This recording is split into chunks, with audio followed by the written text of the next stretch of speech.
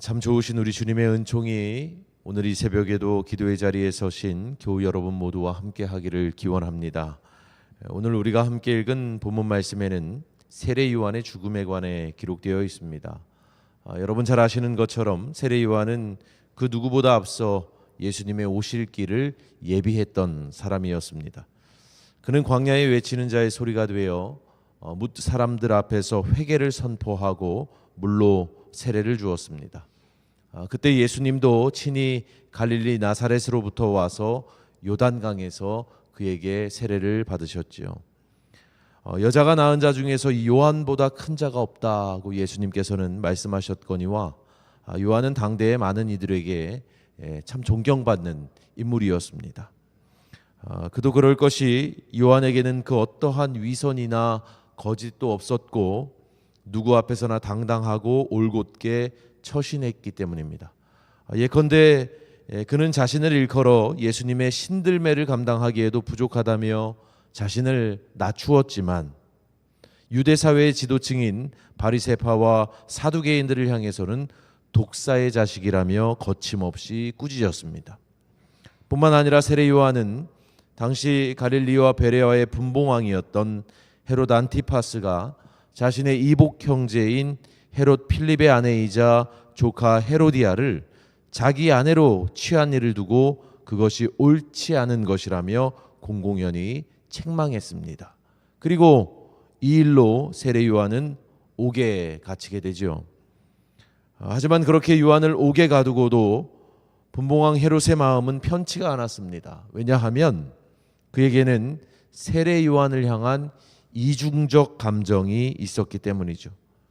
자신을 책망한 요한이 참 괘씸했지만 한편으론 요한에 대한 어떤 존경 같은 것이 헤롯에게는 있었습니다. 본문 20절 말씀을 함께 읽어보실까요? 헤롯이 요한을 의롭고 거룩한 사람으로 알고 두려워하여 보호하며 또 그의 말을 들을 때에 크게 번민을 하면서도 달갑게 들음이러라. 여러분 무슨 얘기입니까? 헤롯이 요한을 의롭고 거룩하게 생각했기에 자신을 책망한 그를 오히려 보호해 주었답니다. 게다가 요한의 말을 들으면 몹시 괴로우면서도 그의 말을 달게 들었다고 전하죠. 그러니까 분봉왕 헤롯은 이중적 감정, 즉 요한을 눈엣가시처럼 여기면서도 그를 또한 존경하는 마음이 있었던 겁니다. 하지만 헤롯은 끝내 요한에게 복수하는 편을 택합니다.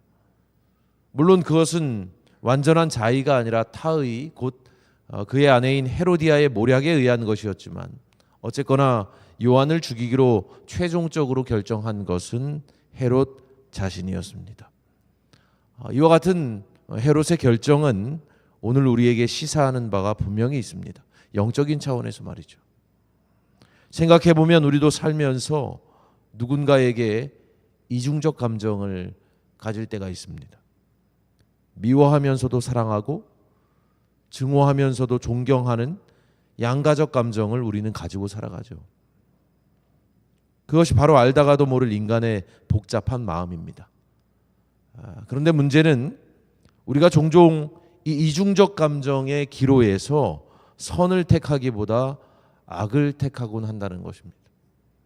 사랑보다는 미움에, 존경보다는 증오에 더 크게 반응하면서 말이죠. 그래서 때때로 우리는 자비와 긍휼이 아닌 원한과 복수를 선택하게 되는 겁니다.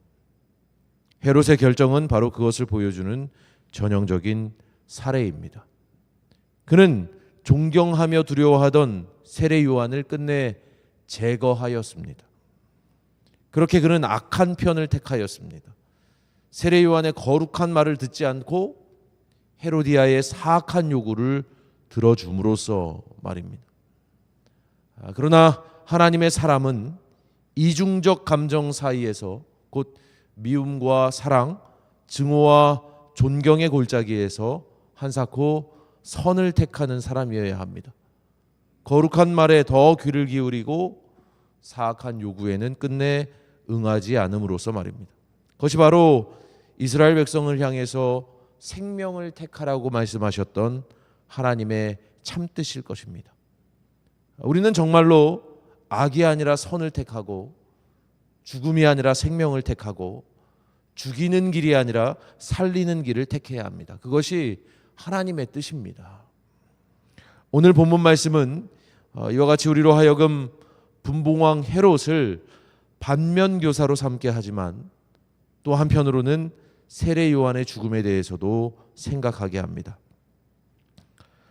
어느 목사님께서는 오늘 본문 말씀을 묵상하시고는 이렇게 자신의 글에서 되물으시더군요. 세례 요한의 삶은 무거웠지만 그의 죽음은 너무도 가볍지 않은가 하고 말이죠. 여러분 생각해 보면 정말 그렇죠. 본문 속 세례 요한의 죽음은 참으로 황망하기 이를 데 없습니다.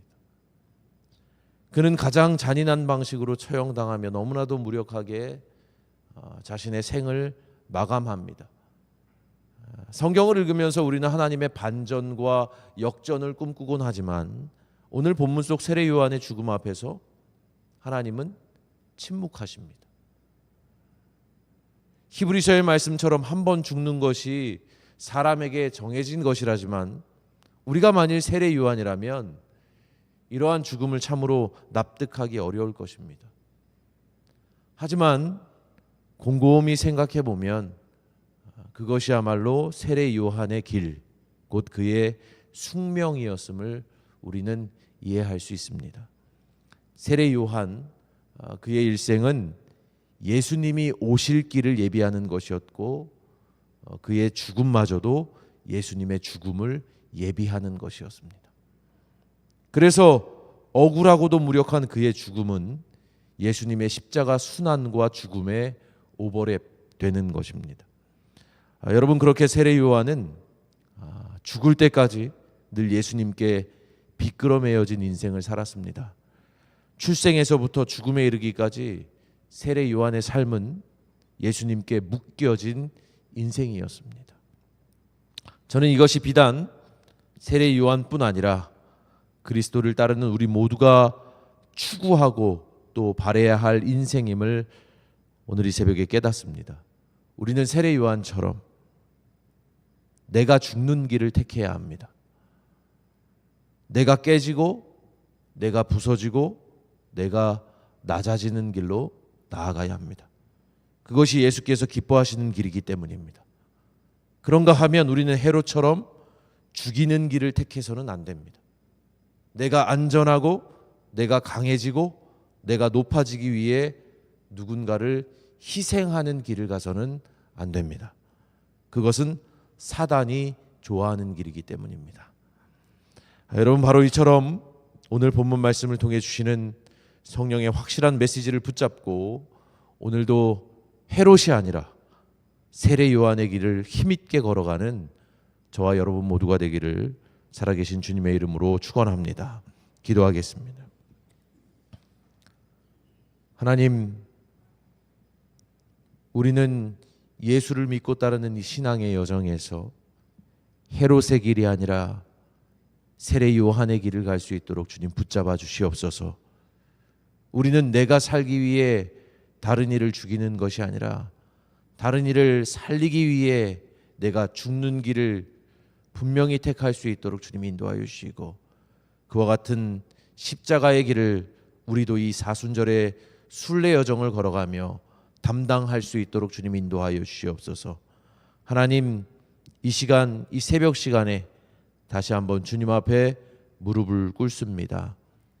이 시간 다른 무엇보다도 주님의 십자가를 주목하며 예수님의 순환과 죽음을 묵상하는 이 새벽 될 수 있도록 인도하여 주시옵고 하나님의 그 가없는 사랑을 다시 한번 우리 가슴에 새기며 우리도 삶의 자리에서 누군가를 위해 희생하고 또 우리를 내어주며 사랑하는 하나님의 복된 사람들 될 수 있도록 주님 인도하여 주시옵소서. 특별히 기도합니다.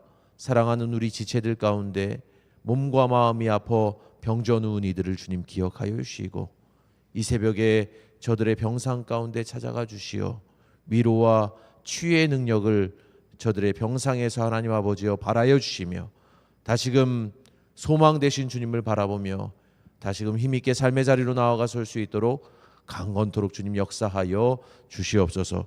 오늘 이 새벽 기도하는 우리 모두와 성령님 만나 주실 줄을 믿고 살아계신 예수님의 이름으로 기도합니다. 아멘. 하늘에 계신 우리 아버지여, 이름이 거룩히 여김을 받으시오며 나라가 임하시오며 뜻이 하늘에서 이루어진 것 같이 땅에서도 이루어지이다.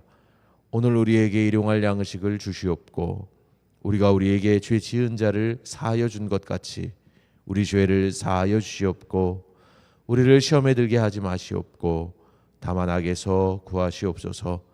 나라와 권세와 영광이 아버지께 영원히 있사옵나이다.